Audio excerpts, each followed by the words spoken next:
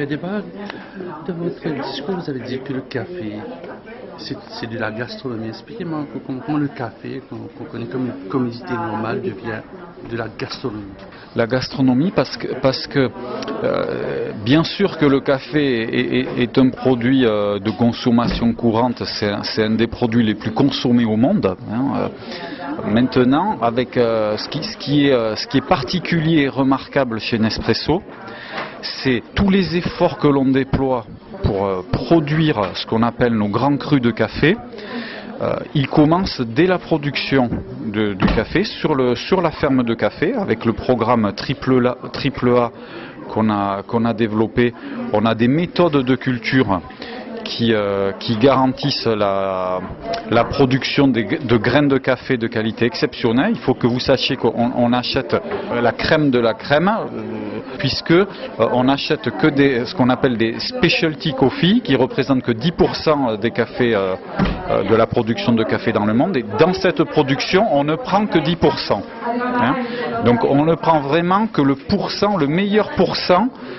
Et ça, avec nos ingénieurs agronomes présents sur le terrain, on travaille avec 40 000 fermes de café pour avoir ces meilleures techniques de culture qui nous garantissent la production des meilleures graines de café.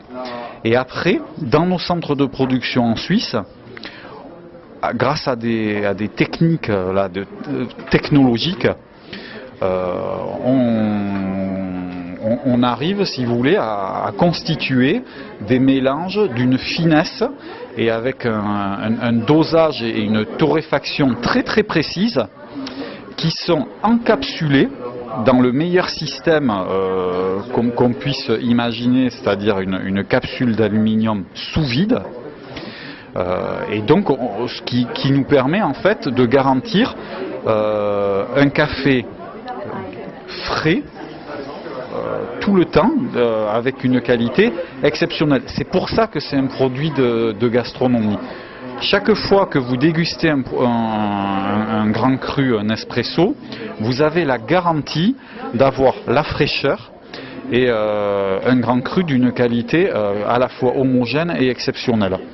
Et c'est pour ça que oui, on pense être les experts du café dans le monde et que nos produits sont des produits de gastronomie.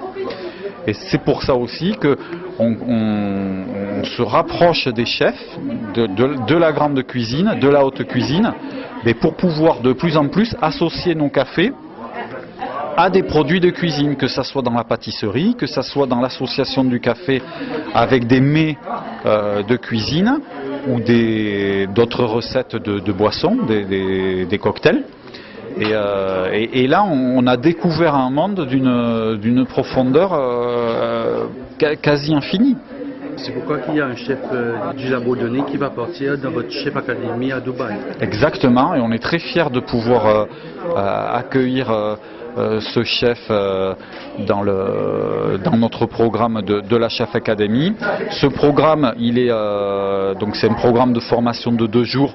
On forme en fait, on informe et on forme les chefs de cuisine à cet univers du café.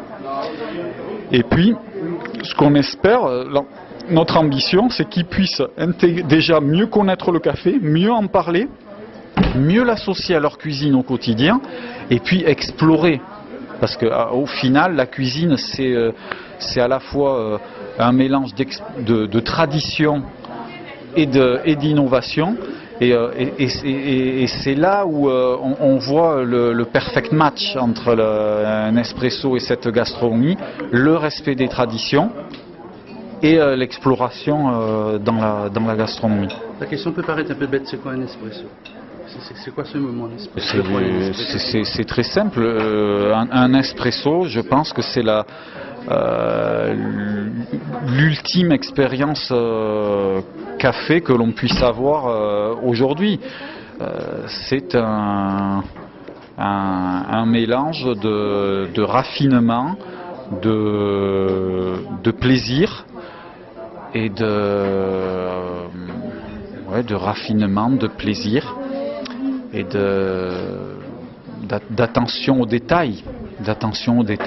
Justement, pendant du temps, vous avez dit lors de votre présentation que bizarrement que vous avez commencé à vendre à l'île Maurice grâce à l'Internet et après vous veniez avec une boutique. C'est un business plan un peu au contraire au système mauricien. On a eu l'opportunité, si vous voulez, de déployer notre plateforme d'e-commerce à Maurice parce que voilà, le marché était petit et puis que les infrastructures à Maurice, notamment au niveau bancaire, sont très modernes. Donc oui, ça peut paraître paradoxal qu'on ait commencé par l'e-commerce, mais il se trouve que les infrastructures bancaires à Maurice l'ont permis. Et ça aussi, il faut le saluer, parce qu'aujourd'hui, on peut opérer, on peut faire des transactions d'e-commerce sur la toile à Maurice en toute sécurité. Et c'est ça qui nous a permis de déployer la solution rapidement. Alors, bien sûr que on est conscient que l'e-commerce est encore émergent à Maurice. Maintenant, on est très content de l'avoir. Et c'est aussi un message qu'on envoie parce que chez Nespresso, la culture de service est aussi importante que la qualité de nos produits. Et ça fait partie de la qualité de service. Des questions, vous êtes présent dans l'océan Indien, vous avez des Seychelles, l'île de la Réunion. Comment se passe l'importation de Nespresso dans les îles bannies? C'est un terme que vous aimez très bien. Oui, c'est un terme que j'aime très bien parce qu'elle fait référence à la gastronomie et qu'on a aussi, on a déjà joué avec les saveurs et notamment la saveur vanille et je pense que c'est quelque chose qu'on fera encore dans le futur. Maintenant, on s'est implanté. Pourquoi? Parce que les conditions ici sont réunies pour pouvoir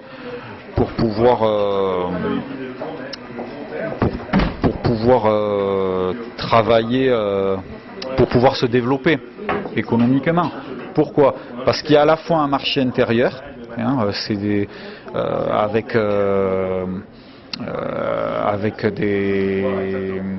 à la fois une clientèle locale qui est émergente, une économie locale qui est émergente, une population d'expatriés. Donc il y a un marché intérieur, il y a de la place pour un marché intérieur. Et bien sûr, il y a une industrie hôtelière haut de gamme. Donc cette combinaison de clientèle professionnelle et de clientèle particulière, ici, ça nous a permis de nous projeter et de s'installer en fait.